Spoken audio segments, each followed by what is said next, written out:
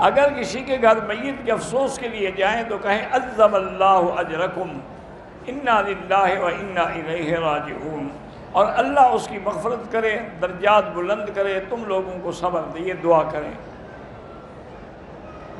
جو بچے مردہ پیدا ہوتے ہیں ان کو نہ جنازہ ہوتا ہے نہ کچھ، بس ان کو کپڑے میں لپیٹ کے دفن کر دیں۔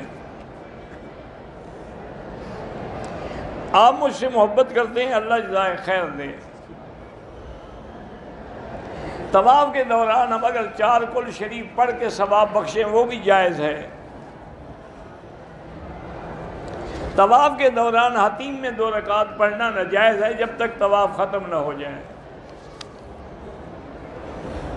میرا بیٹا حارث بیمار ہے، اللہ شفا عطا فرمائے، اللہ ہر بیمار کو شفا عطا فرمائے۔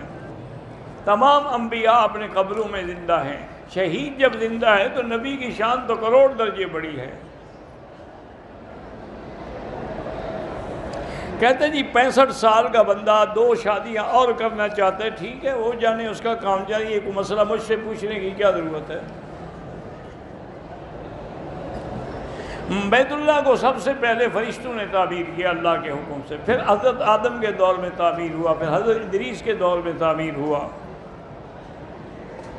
طائف اگر چکر لگانے جائیں، واپسی بھی احرام باندھے بغیر آئے تو دم پڑ جائے گی، طائف میقات ہے۔ شار ابراہیم پہ صفیں بن جاتی ہیں، اگر آگے جگہ خالی ہے لیکن صفوف نظر آ رہی ہیں تو نماز ہو جائے گی، نظر نہ آئے تو نماز ہی نہیں ہوگی۔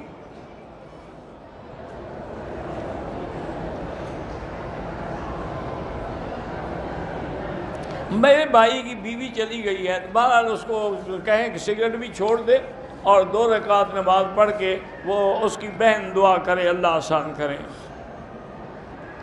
رات کو کوئی دیوال نہیں ہوتا، دیوال دن میں ہوتا ہے جب سورج ڈھلتا ہے۔ سورج اور چاند کو جو گرہن لگتا ہے، اللہ پاک اپنے بندوں کو خوف دلاتے ہیں کہ اللہ کے عذاب سے ڈرو۔ اگر اتنے بڑے قرے بے نور ہو سکتے ہیں تو تمہاری کیا حیثیت ہے؟